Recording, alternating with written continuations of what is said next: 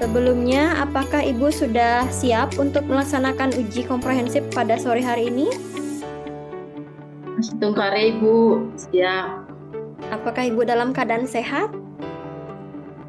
Iya Ibu, sehat Bu. Baik, untuk itu saya jelaskan untuk sesi pertama kita akan uji praktek dulu ya. Ibu siapkan RPP, silahkan di-share screen RPP-nya. Kemudian saya akan berikan waktu Ibu 10 hingga 15 menit untuk praktek ini, mengajar.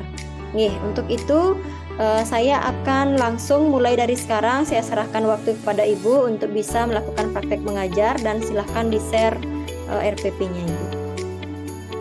Ini Ibu, sebentar Ibu ini.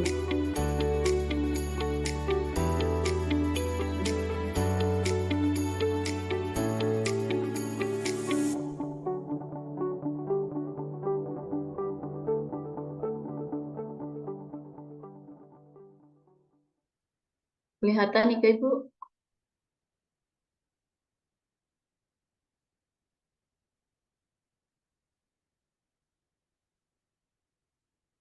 Selamat pagi anak-anak. Sebelum Ibu mulai masuk di belajar, hari ini Ibu mau lihat dulu kebersihan di dalam kelas. Apakah sudah bersih atau belum? Ya, itu di pojokan masih ada sampah. Silakan Ayu pungut sampahnya, buang ya. Ya, karena apabila kita bersih, bersih itu merupakan keimanan dalam diri kita ya, anak-anak. Ya, sebelum mulai belajar, mari kita berdoa terlebih dahulu. Silakan untuk Dewa pimpin berdoa belajar. Nah, sebelum masuk materi, tidak lupa Ibu mengabsen sebentar. Siapa yang tidak hadir hari ini? Hadir semua ya. Iya, bagus. Kalau kita hadir semua, kita tidak ketinggalan lagi dengan pelajarannya kita. Harus sering-sering hadir anak-anak ya. Baiklah anak-anak, kita masuk kepada materi Trihitakarana. Namun sebelumnya, tidak lupa Ibu menyampaikan tujuan pembelajarannya Ibu. Di mana tujuan pembelajarannya adalah dapat menguraikan pengertian Trihitakarana dan dapat menjelaskan sloka dalam Bhagavad Gita bab 3 sloka 14. Dapat menjelaskan dapat menyebutkan bagian-bagian Trihitakarana. Dapat menjelaskan unsur-unsur dari Trihitakarana itu. Ya, baiklah anak-anak, perlu kita ketahui bersama ya bahwa di dalam kemajuan ilmu teknologi dan iptek sekarang, di mana teknologi ini membawa perubahan yang sangat besar dan sangat luar biasa bagi kita. Di mana semua aktivitas yang akan kita lakukan akan berdampak sangat berarti bagi kehidupan kita. Di antaranya menjadi hubungan yang harmonis akan hubungan manusia dengan ide Sang manusia dengan manusia, dan manusia dengan alam sekitar. Kepedulian dan kesadaran manusia untuk menjalin hubungan dengan ketiga unsur tersebut berdampak pada kehidupan itu kita sendiri. Nah, anak-anak, sebelumnya itu Ibu mau tayangkan gambar, perhatikan gambar ya anak-anak. Iya, coba perhatikan gambarnya. Ibu berikan gambar mengenai apa ini? Orang yang membuang sampah di sungai, Bu. Iya, bagus Dewa. Terus, apa akibatnya bila membuang sampah sembarangan? Tercemar, Bu. Sungainya tercemar. Iya, Ayu, bagus sekali ya. Tidak bisa digunakan untuk mandi dan untuk mencuci. Iya. Nah, anak-anak, apabila kita melihat orang yang membuang sampah sembarangan, tolong ya, tolong diingatkan, jangan membuang sampah di sungai, akan tercemar dan akan menyebabkan banjir. Iya. Nah, sekarang kita masuk pada materi Trihita Karana. Trihita Karana terdiri dari 3 kata, yaitu tri yang artinya 3, hita artinya kebahagiaan, dan karana merupakan penyebab. Jadi trihita karana merupakan 3 penyebab kebahagiaan. Coba jelaskan, bacakan Ayu bagian-bagian trihita karana. Ya, baik Ibu Guru, bagian-bagian trihita karana adalah parahyangan, pawongan, dan palemahan. Iya, bagus sekali Nak Ayu, terima kasih ya. Coba sekarang unsur-unsur dari trihita karana. Coba Dewa bagian parahyangan, penjelasannya ya. Baik, baik Bu Guru, unsur-unsur dari parahyangan adalah hubungan yang harmonis antara manusia dengan ide Sang Yang Widi Bu Guru. Ya, bagus sekali ya Nak Dewa. Anak-anak, di mana kita ketahui bahwa di dalam tubuh kita ini ada Atman yang sehingga kita bisa hidup, yang disebut biasanya sinar suci dari ide Sang Yang Widi. Ya, coba yang kedua, unsur dari pawongan. Silakan Dewi, silakan bacakan. Baik Bu Guru. Unsur dari pawongan adalah hubungan yang harmonis antara manusia dengan manusia, Bu Guru. Ya, bagus sekali Nak Dewi. Terima kasih. Anak-anak, di mana kita ketahui hubungan yang harmonis antara manusia dengan manusia itu adalah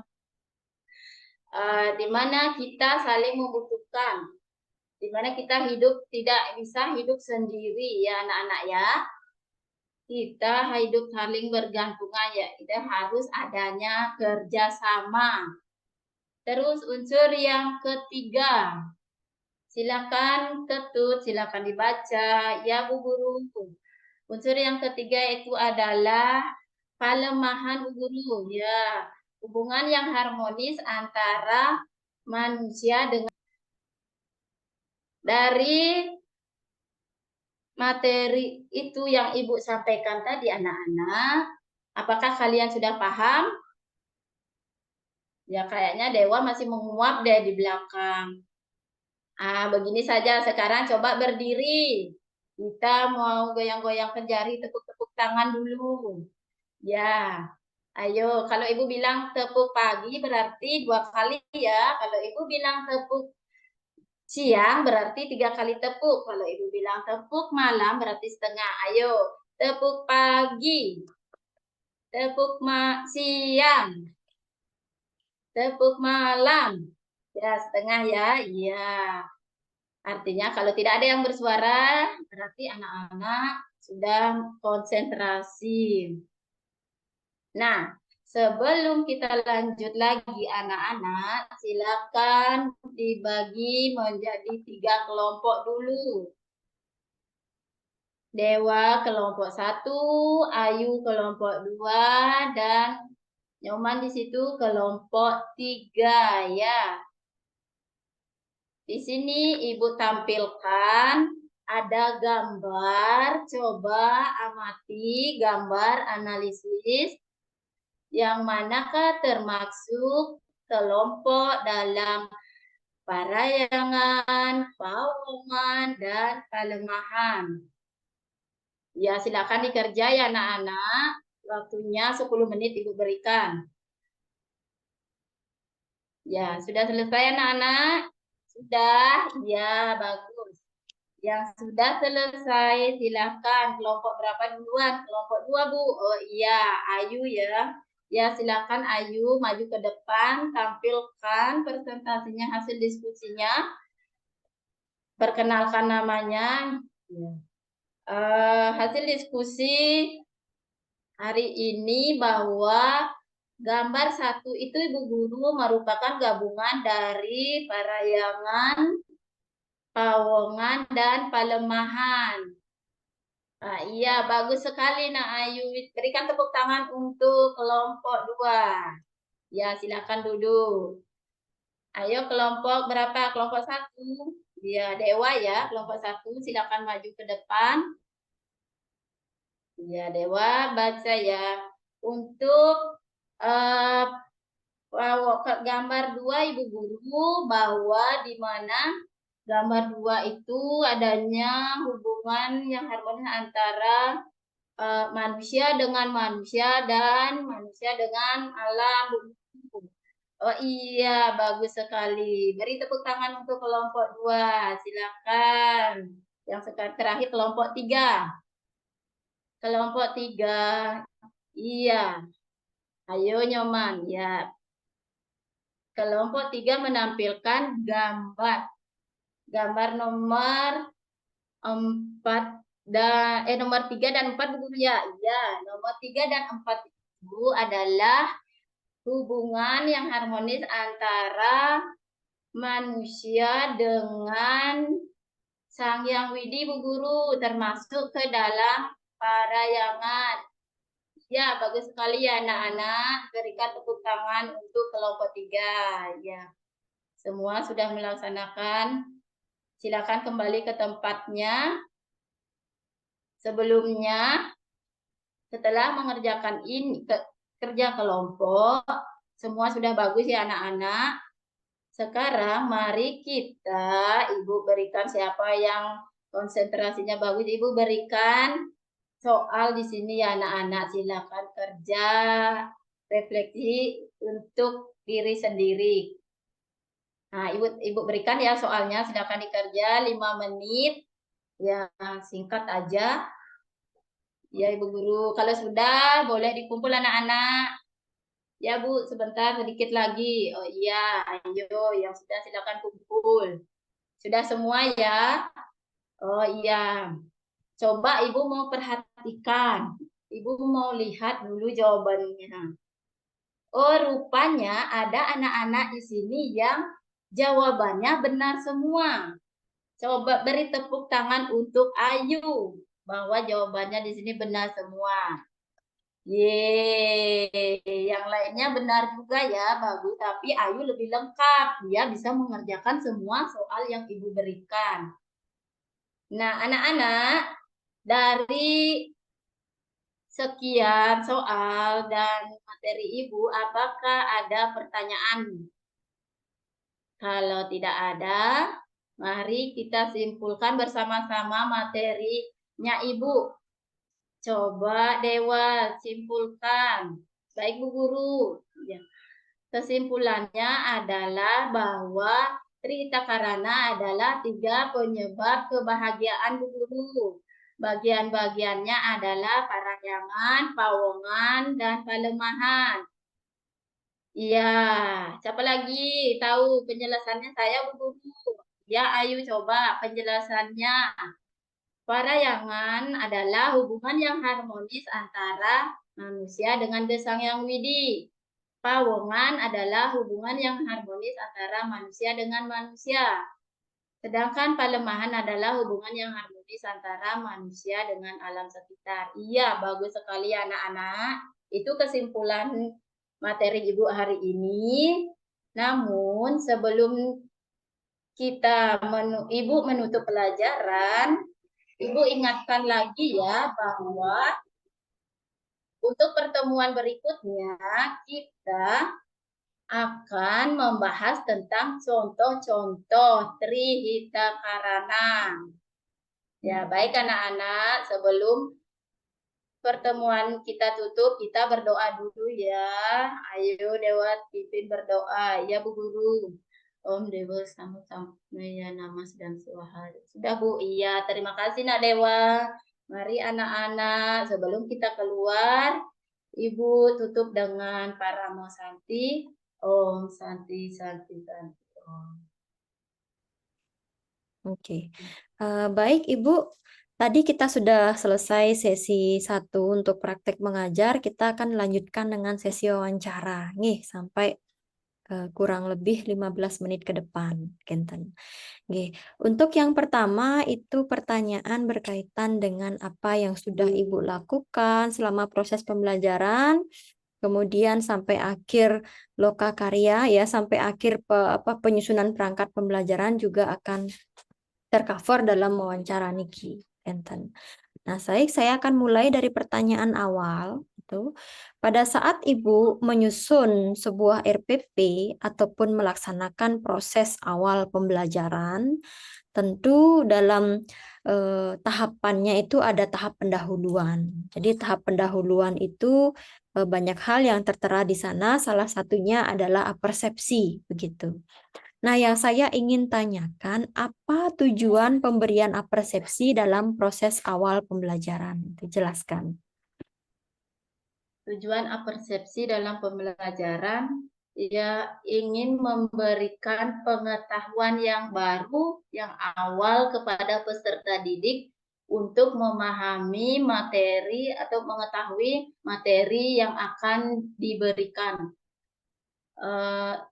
Di mana mengajak peserta didik untuk masuk ke dalam dunia kita, yang istilahnya adalah mengaitkan materi yang baru agar siswa paham dengan materi yang akan diberikan. Mungkin demikian, Ibu. Aduh, tak ada suara. Okay. Sudah Ibu. Jadi kegiatan apersepsi yang Ibu lakukan bisa diberikan saya contoh ulang apa kegiatan apersepsi yang Ibu lakukan dalam proses awal pembelajaran? Silakan. Contohnya tadi saya memberikan gambar, di situ menampilkan gambar orang yang sedang membuang sampah di sungai, Bu, yang akan mengakibatkan pencemaran pada sungai, membuat sehingga air tidak bisa digunakan, tidak bisa untuk mandi, mencuci. Demikian, Ibu. Kaitannya atau hubungannya dengan materi yang Ibu ajarkan bisa dijelaskan seperti apa? Di sini tadi kan ada parahyangan, pawongan, dan palemahan. Nah, dengan lingkungan kita menjaga kebersihan lingkungan, terutama juga sungai, menjaga kebersihannya. Manfaatnya supaya kita bisa melaksanakan aktivitas di sungai dengan mandi atau mencuci. Ibu. Oke, berkaitan dengan Trihita Karana. Berkaitan dengan Trihita Karana berarti itu. Oke, baik. Ya. Oke, Ibu. Sekarang masih berkaitan dengan hal tersebut ya dalam penyusunan RPP dan modul ajar itu. Ibu pasti menerapkan beberapa langkah-langkah dalam pembelajaran. Nah, kemudian dalam penyusunan tersebut, bagaimana ya langkah-langkah pembelajaran yang Ibu susun itu yang kiranya dapat mengembangkan kemampuan berpikir kritis peserta didik. Langkah seperti apa yang Ibu tuangkan untuk mengembangkan kemampuan berpikir kritis peserta didik? Coba dijelaskan. Langkah-langkah yang di sini saya Sinta dalam pembelajaran ya Ibu ya, melaksanakan orientasi masalah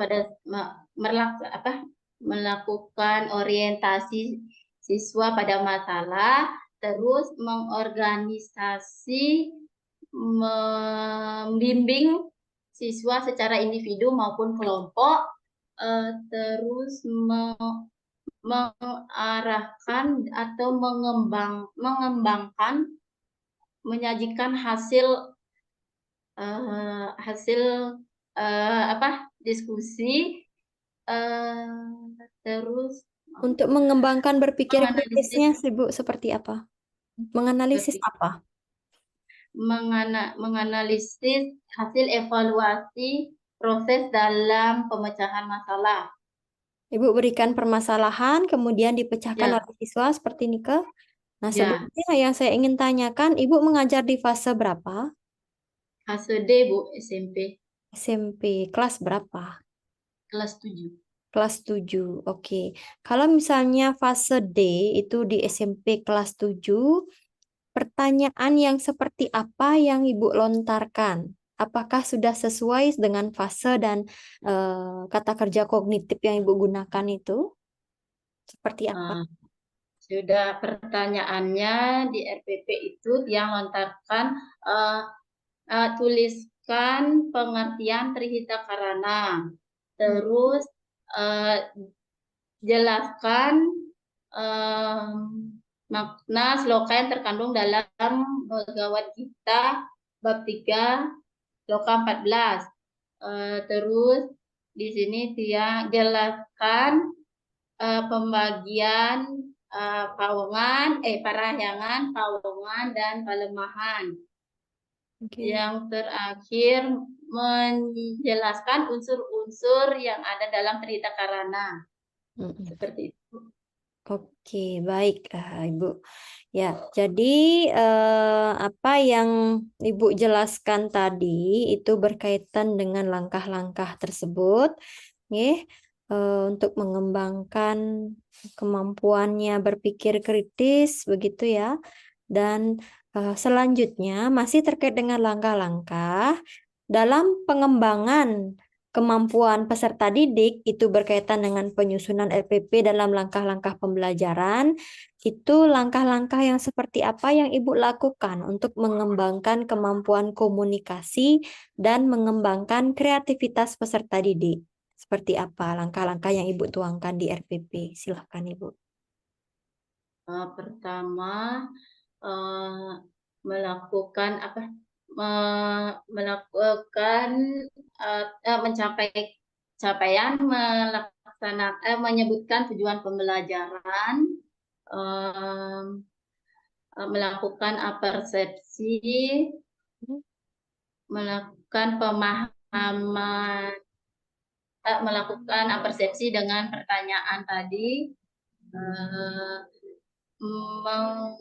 apa namanya ya, mengorganisasikan, membimbing siswa dalam pembentukan kelompok, terus apa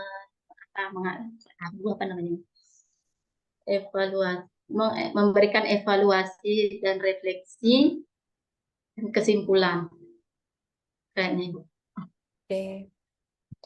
Oke, pertanyaan selanjutnya yaitu berkaitan dengan eh, dalam penyusunan RPP atau modul ajar ya yang Ibu susun itu, apakah RPP ataupun modul ajar yang Ibu susun itu merupakan hasil analisis untuk mengatasi masalah-masalah pembelajaran yang terjadi di kelas?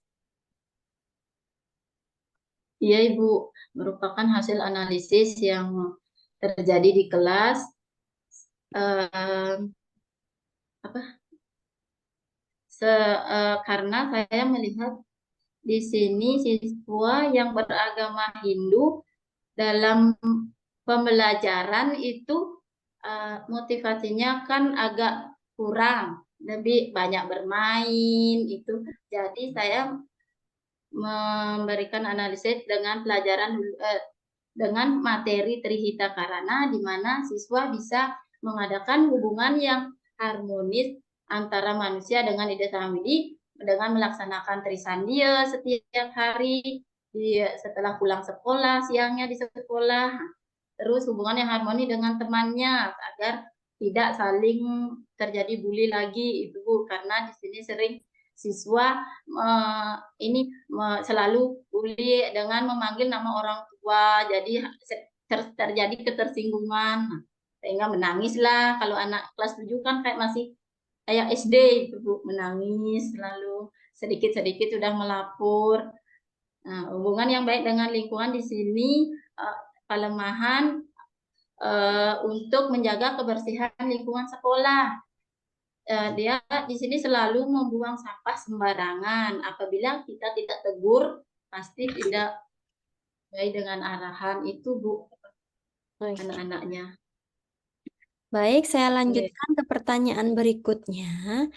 Dalam Ibu merancang asesmen ya, bagaimana rancangan asesmen yang Ibu susun, yang Ibu lakukan pada pembelajaran baik daring ataupun luring atau bahkan campuran ya blended learning. Coba ceritakan ke saya secara daring bagaimana, secara luring bagaimana untuk rancangan asesmennya. Luring, daring, Mm-mm.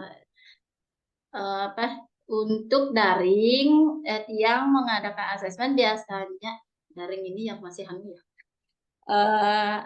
Menggunakan WhatsApp pada seperti tahun-tahun sebelumnya kan corona tidak bisa hadir di dalam kelas.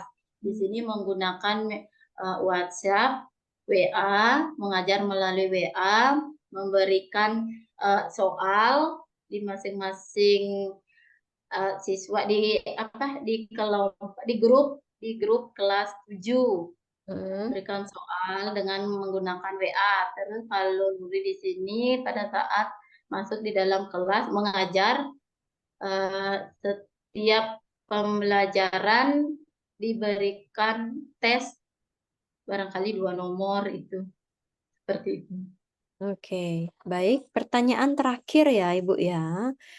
Nah, jadi seperti apa bentuk variasi pembelajaran yang Ibu lakukan untuk menciptakan komunikasi multi arah pada pembelajaran dan juga untuk memotivasi peserta didik itu? Bagaimana bentuk variasi pembelajarannya? Untuk variasi, selain saya mengajar dengan menggunakan ceramah, agar siswa tidak bosan, di sini saya mengadakan kelompok diskusi, mengarahkan anak-anak agar yang tidak harus duduk dengan teman yang pintar aja. Ada yang biasanya anak-anak memilih, saya mau duduk dengan yang pintar aja. Jadi yang agak ini lambat dikumpulkan. Jadi saya di sini satu yang agak lambat, di sana satu yang pintar. Jadi supaya pembelajarannya itu berjalan lancar. Seperti itu mungkin Bu. Oke, baik. Itu untuk memotivasi siswa seperti apa? Apa yang Ibu lakukan? Memotivasi siswa, memberikan motivasi dengan selalu mengingatkan kepada peserta didik untuk pentingnya melaksanakan dan menerapkan ajaran Trihita Karana baik di sekolah maupun di rumah. Di rumah sebelum berangkat ke sekolah yang selalu mengarahkan sembahyang dulu. Kalau siang kita bersama-sama di sekolah. Kalau di sekolah biasanya karena anak-anak ini sering itu ya terjadi bully yang selalu mengarahkan hubungan manusia dengan manusia, bukan hanya mencari atau mencari teman yang ini pintar, karena di sini ada satu orang itu biasanya dia tidak mau bergabung dengan temannya Bu, karena dia katanya malu teman-temannya pintar, tidak ada yang mau berteman. Jadi saya menyarankan kepada anak-anak bahwa hubungan yang harmonis itu tidak memilih teman, baik itu teman pintar, teman yang hanya yang banyak uangnya, kita di sini sama. Kalau di sekolah kita ini sama, tidak ada perbedaan. Tidak ada perbedaan antara misalnya yang kaya dengan yang miskin. Seperti itu. Dengan juga selalu mengingatkan membuang sampah pada tempatnya agar sekolah ini terlihat indah. Seperti itu. Baik, oke. Terima kasih Bu sudah menjawab pertanyaan saya. Nah, sekarang ujian komprehensif sudah selesai ya dalam waktu 30 menit. Punten, nggih.